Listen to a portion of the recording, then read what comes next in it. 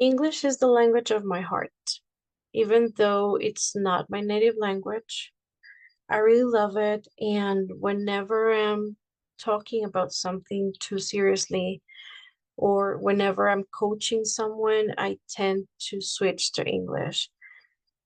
However, the very thought of just recording a podcast episode fully in English used to scare the bejesus out of me.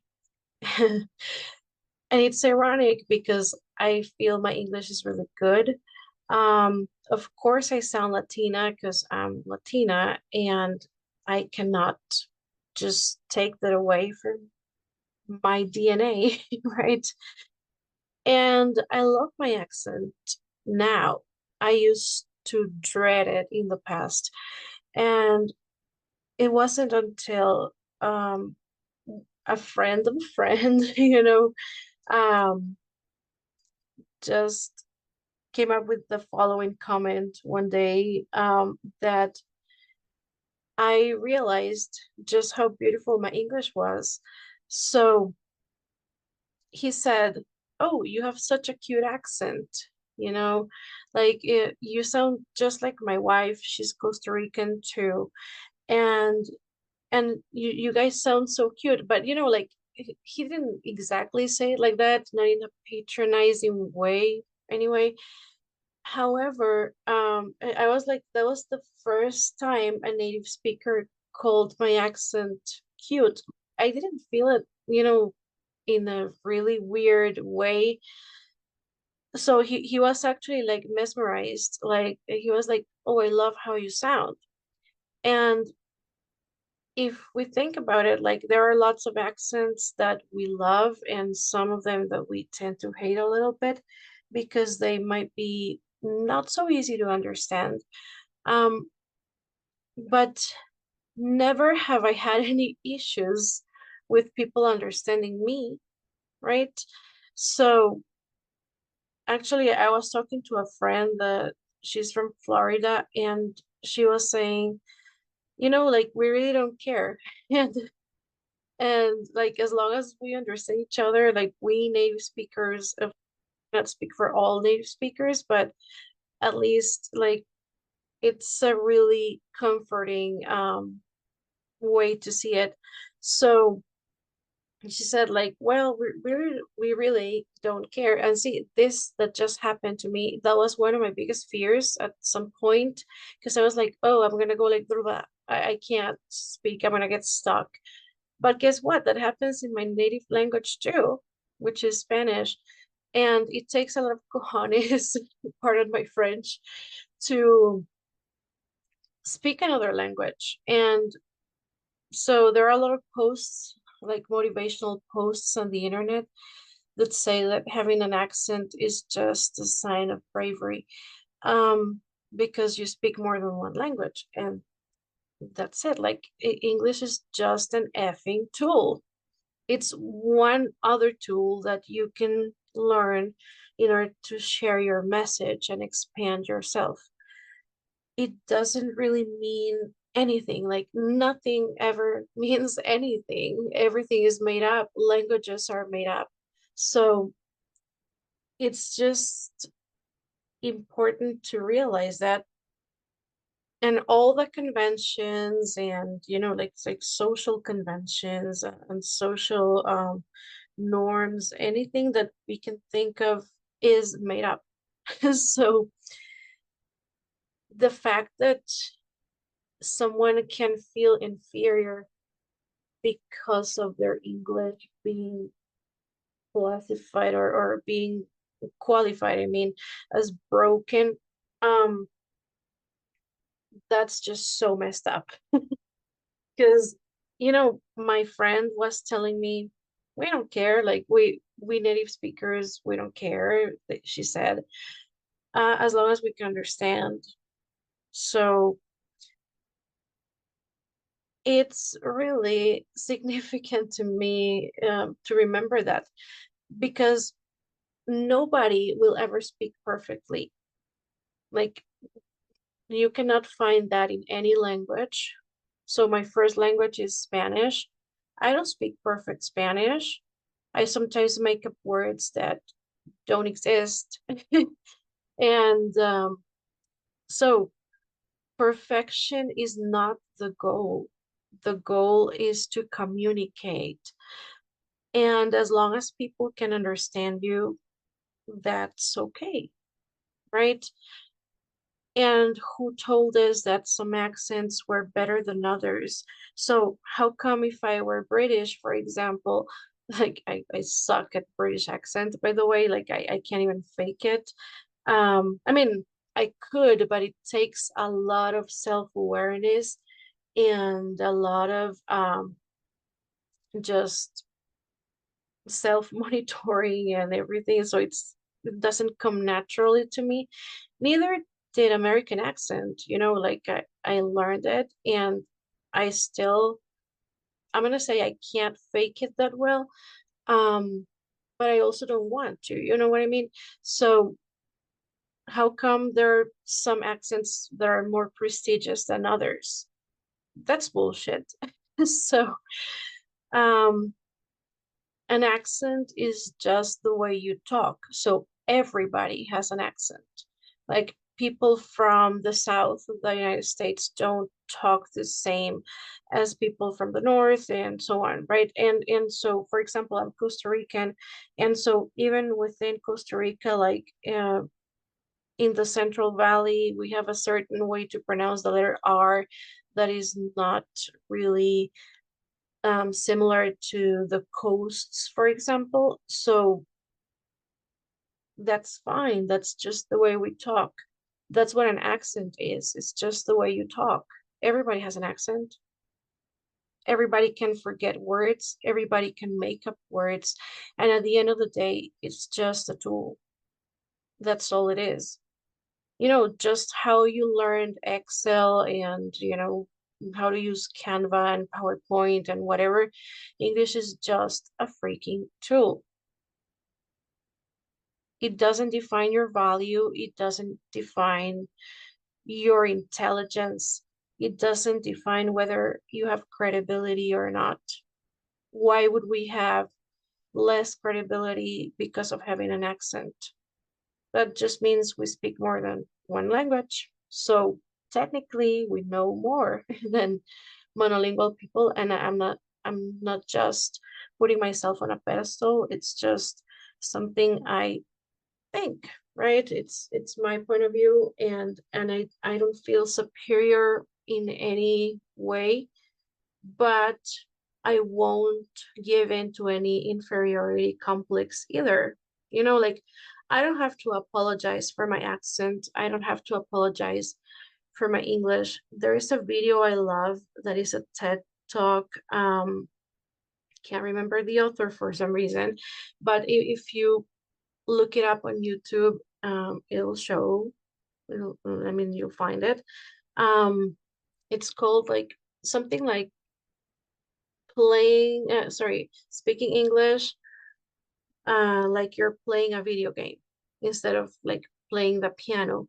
And so the speaker, let's say, she says that she was teaching people from Malaysia, um, and she found out that some people were just like worrying so much about perfection that they wouldn't talk, right? They wouldn't speak at all, or they would just be like, oh, for example, she gives the anecdote, or she talks about the anecdote of just going to a drugstore to get some omega or something, and the lady there was like giving her a whole speech on omega and the type of whatever compound they had that made them different in different brands and everything. So the lady was just focusing on sounding smart versus just communicating and trying to find out what her client needed. So then another lady went there and was just trying to talk to the speaker, right? And she said like, okay, This kind of omega is good for your brain. This one is good for your heart. Uh, your brain good or not? Or your heart good or not? And that was the sentence. Like you can say that it was not grammatically correct, but it fulfilled the purpose of communicating. It was way more efficient than the whole speech the other lady prepared on all the types of omega or whatever. So even though sometimes we have good intentions, nobody's asking for perfection. They're just asking for communication. And at the end of the day, I'm an English coach and everything. Um, but at the end of the day, I don't need my coachees to pronounce, S endings in a certain way.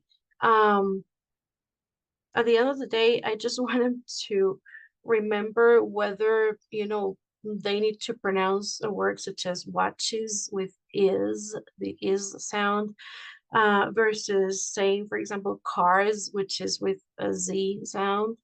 Um, but if they say, I don't know, like, let me think of another word for some reason that I can't think of right now. Um, I don't know, let's use a third person verb such as talks, right? So if they go like she talks, or I don't know, I have two cars, and if they pronounce cars with an S instead of cars with a Z, since there isn't like a minimal pair with that specific example, that won't create communication breakdown. And at the end of the day, we just need to be able to understand each other. Only a few conversations happen among native speakers, like, native speaker to native speaker. Most of them happen either, among native and non-native speakers, or just non-native speakers, because it's a tool for communication. It's never supposed to be, perfect. And the reason why we imitate, or we try to emulate, but sometimes it's not that successful. So the only reason why we emulate some accents and not others, that's because of political and financial reasons, right? So I always tell my students and my coachees, like, do you want to speak British English? Go for it. Like, I'm probably not going to be your best teacher for British English because my British accent sucks, as I stated before. However, go find the right teacher for you. Like, go practice, surround yourself by, um, British sitcoms or whatever, um, and just do it. So, would that be probably not so profitable to work at a call center, maybe? Yeah. I mean, I actually have a friend that went to England for several years, and when he came back to Costa Rica, he wouldn't find a job because he was too British, whatever the heck that means, right? So he sounded too British and they wouldn't like that. And I was like, I mean, it's just an accent. You're still speaking English. And there are some other accents that are a little bit, let's say, more complicated. Not complicated. I don't like that word. Let's find a better one. I'm gonna say spicy. And I am going to expand on this belief, or that term in future episodes, but let's call them spicy. So there's like plain accent and spicy accent. So there are spicier accents like the one from India or New Zealand, Australia. Um, and they sound beautiful too. So we just need to talk to each other. We don't need it to be perfect.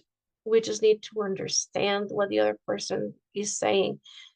And yes, sometimes that means having a little bit of accent reduction classes. However, I mean, there is a difference, and there is a point in which we can do this from a colonial or colonization point of view and just a communication point of view. I like to follow the communicative approach in which I need to understand the other person versus just making them sound like something or someone they're not, you know? So let's say that we are teaching accent reduction. So maybe the person has like a really different pronunciation of the letter R, for instance. So if they're gonna say, I don't know, words such as rat, and if I pronounced it as the R in Spanish, like rat, then that's gonna be kind of a problem because that sound doesn't even exist in English that much. Or it could in some accents, like there is a very spicy R um in Irish accent. But I just love it. Is it Irish or Scottish? Oh my gosh, uh, I'm making a fool of myself, but that's fine too, because of my ADHD brain, I cannot just let it go. Now I'm gonna have to Google it. But yeah, like on that side of the world, there is like this art that I love how it sounds. It's just not sustainable for me to do it, to imitate it, because most of what I hear, the input I get, what I listen to, what I watch, um, what I'm in contact to is in American accent. So also because of my neurodivergence, I tend to imitate the accent I hear the most. And it happens to me in Spanish as well. So I'm Costa Rican, but sometimes I'm listening to a podcast or something, and the person is from Argentina or from Colombia. And I would be, after a while, I would be just like talking like that. And I swear I don't do it like to make fun of anybody. It's just that for me, it sounds that beautiful that I want to step into those shoes or into that accent. Um, and I don't do it because I want to make fun or anything. It's just it's so beautiful that I want to become that, even if it's just for a little bit, and I do it subconsciously. So, or if I watch a series like Young Sheldon, um, when I think in English, like let's say I was binge watching Young Sheldon, so let's say for I don't know 5 hours or so, um, then I'm gonna start thinking in Texan accent, even though I'm not from Texas, I'm not even from the United States at all. So I think it's just important to notice these things and know the beauty of accents. And as long as we are able to go for it or just like fulfill whatever purpose why we learned English, that's okay. It's okay if you mess up the grammar sometimes, people are still going to understand. I mean, are they probably silently judging your grammar? Could be, like I'm not gonna lie. If the other person is a teacher or an English coach, um, they're gonna focus a little bit on your mistakes.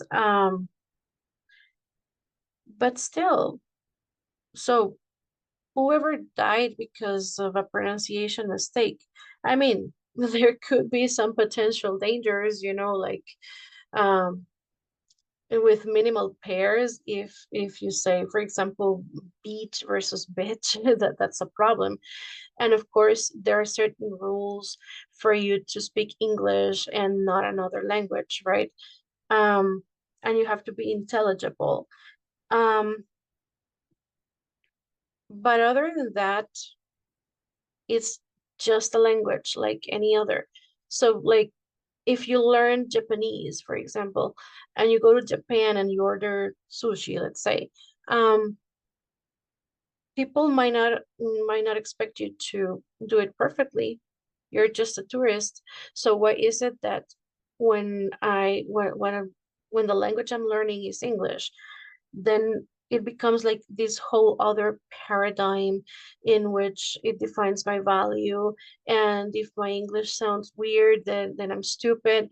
I mean, who made that up? I know who, but I'm not gonna say it, right? So things exist just because we say they exist and we all agreed that they exist. So why don't we agree on anything else? Why are we agreeing on stuff that hurts us? Um, so it makes no sense. It is just a tool, as anything else you have learned. So imagine any type of tool, like a physical tool, a hammer, or a screwdriver or something. So if your tool is a little bit rusty, it still works, right? If you have a hammer that is not so beautiful and it has been with you for years and you haven't used it that much, and so it's a little rusty and a little, moldy or whatever, but you need to just hang something on the wall, you need to nail something to the wall, you're still gonna use it, right? And it worked.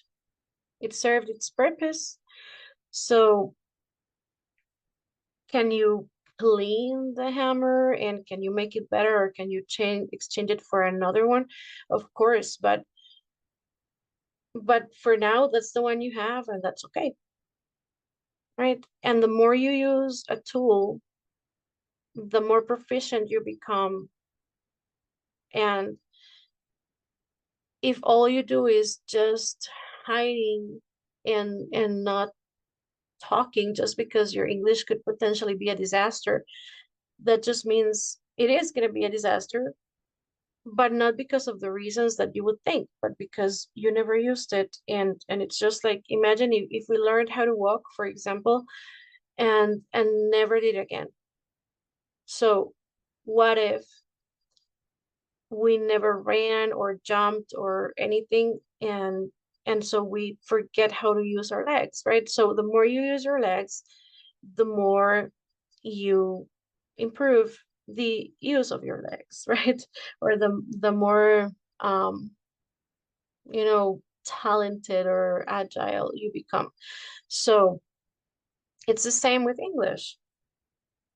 But if all you do is, staying there, you're just gonna get, you know, you won't be able to move that much. Next time you have to use your legs, you'll become numb, and nobody wants that.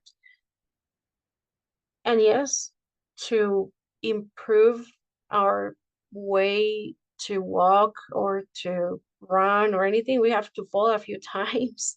People might make fun of us, but will we die because of that? Most likely not.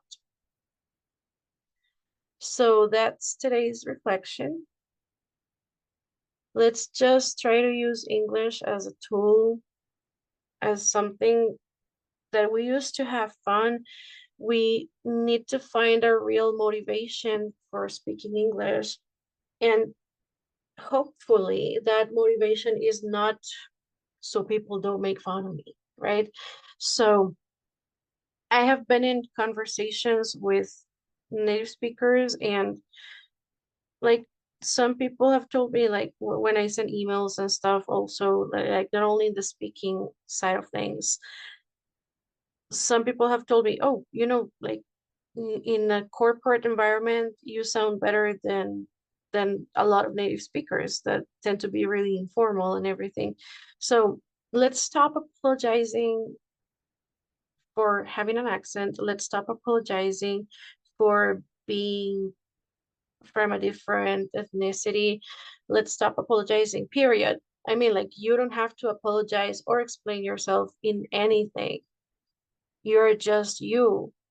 Like, if you like certain things, Let's say you like anime or anything, and you're like, oh yeah, I like anime because this specific anime that I was watching taught me so many things. I mean, nobody gives a fuck. Just say you like anime and that's it. You don't have to explain everything. You don't have to explain your accent. It's like, oh, where are you from? Oh yeah, I'm from whatever place. Yeah. Where are you from? Like, don't just run away, like tail between your legs because somebody asked you where you're from.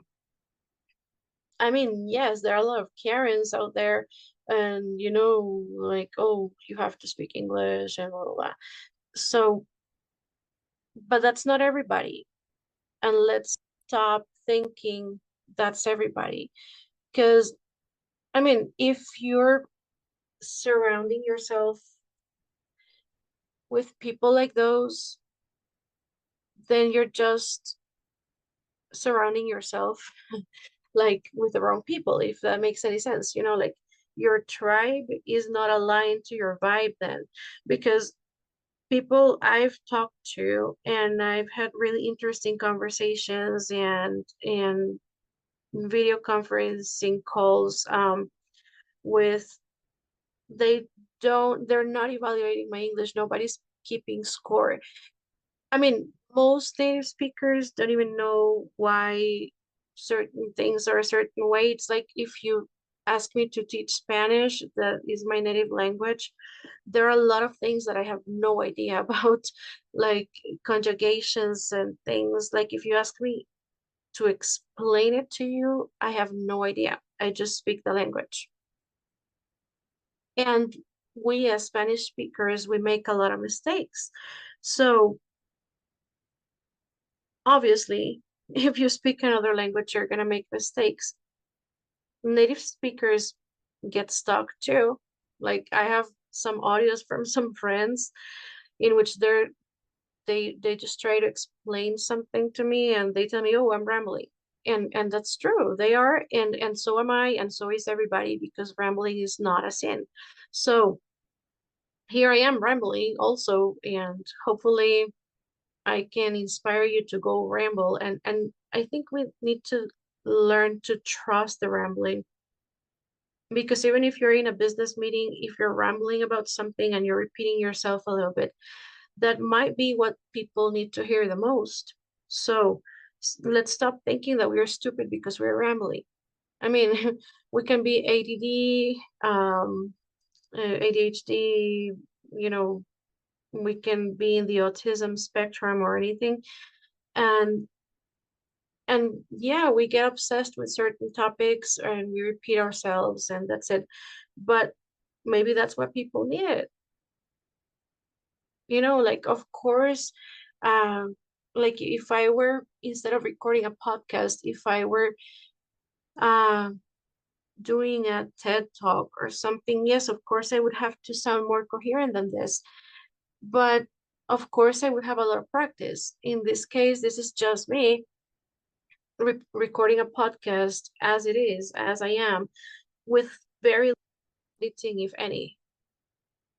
So let's stop editing ourselves. A friend of mine, we recorded a podcast in Spanish the other day, talking about the autism spectrum, and we said whatever comes up, we're gonna leave it as it is, because we are so sick of editing ourselves and masking and all this, like appearing something we're not, and acting in certain ways just to seem normal. I mean, we are normal, just a different kind of normal.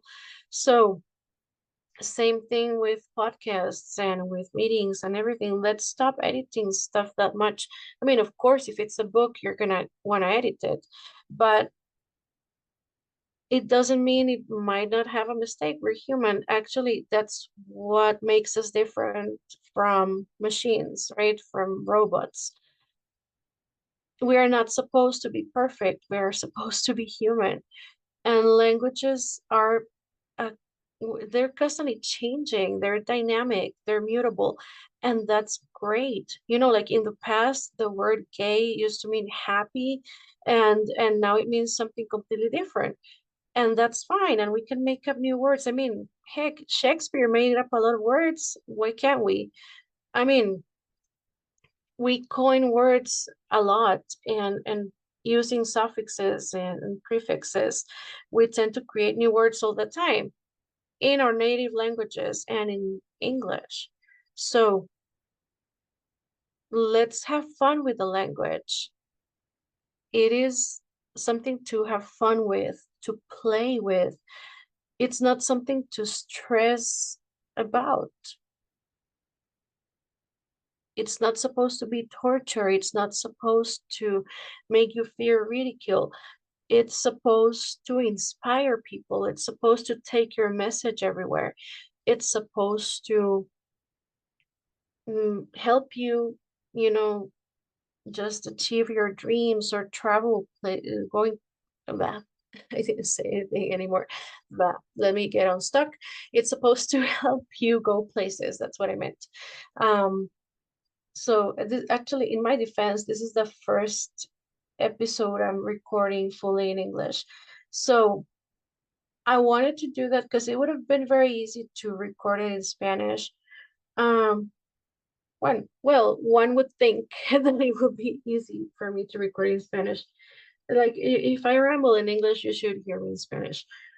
But I trust my rambling, and I love my rambling, and I love my mistakes because that's how we learn. And if anyone wants to correct my English, I'm open to it.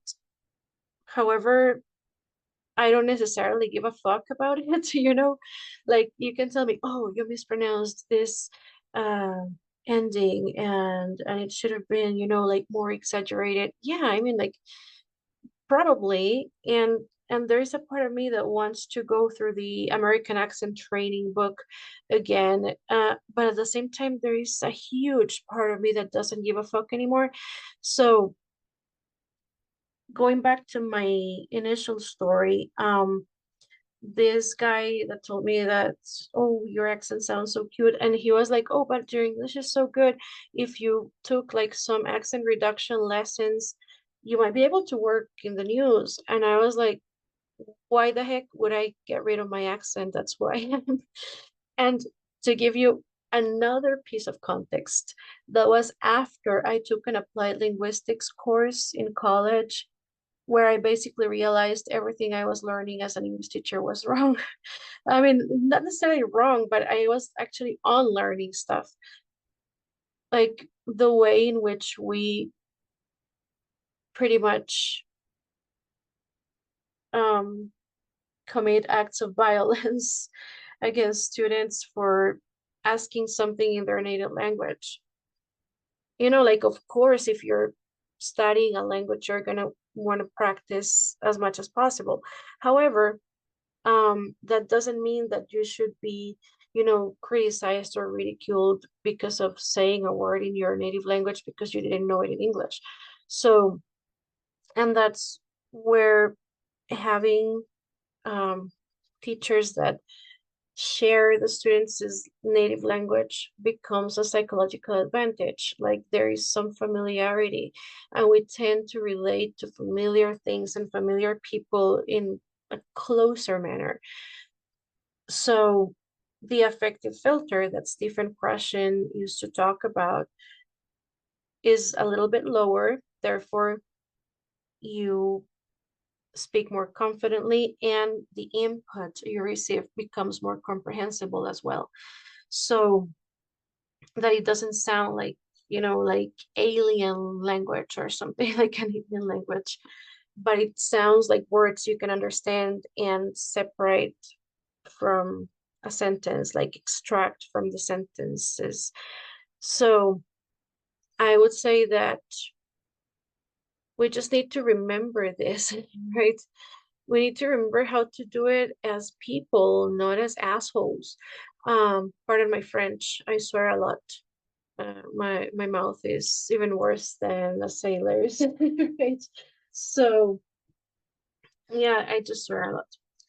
Um, that reminded me of an episode of Friends that in which Chandler's boss says, like, like Chandler wanted to talk to his boss about the fact that he was spanking the employees, including him, right? Just to show appreciation, quote unquote, because his boss was a little bit weird. Well, we could share appreciation through spanking, but in a very different context, which I'm not going to talk about right now because that's not the purpose of this podcast. Um, but yeah, he was saying that, and he says, "Oh, I need to talk to you," and his boss said, "Oh, is it about the swearing? Because if it's about that, you can kiss my ass." And that's exactly what I'm gonna tell you. No, yeah, I swear a lot. There is some beauty in swearing. Um, and I actually watched Inside Out 2 recently, and I love the scene in which Joy is just like getting super angry, and she goes like, Jiminy mother loving toaster strudels. And then anger is like, ooh, like there is, his face is just like, oh dear, I didn't know you had it in you. So yeah, let's swear a little bit more. Let's unlock our throat chakra a little bit, and get rid of any blockages. Of course, we're not going to swear all the time, but every once in a while, it feels so good. Like, if you haven't tried it, go swear today.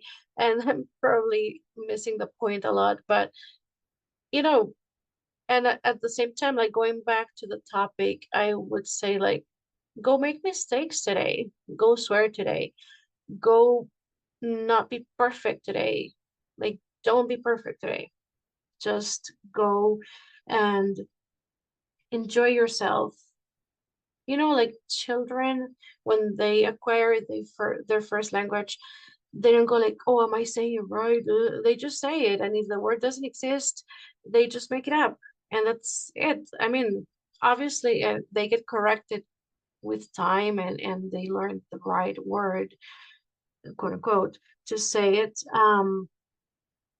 But there are like a lot of posts out there on the internet saying, like, stuff children have named differently. I can't think of any exact examples right now, but they're hilarious.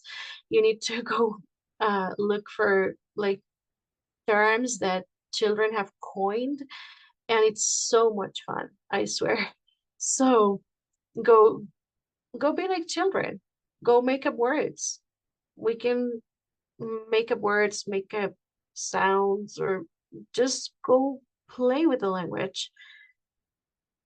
Go to your business meeting without the fear of sounding stupid. Whatever you have to say has to do with your knowledge on the subject.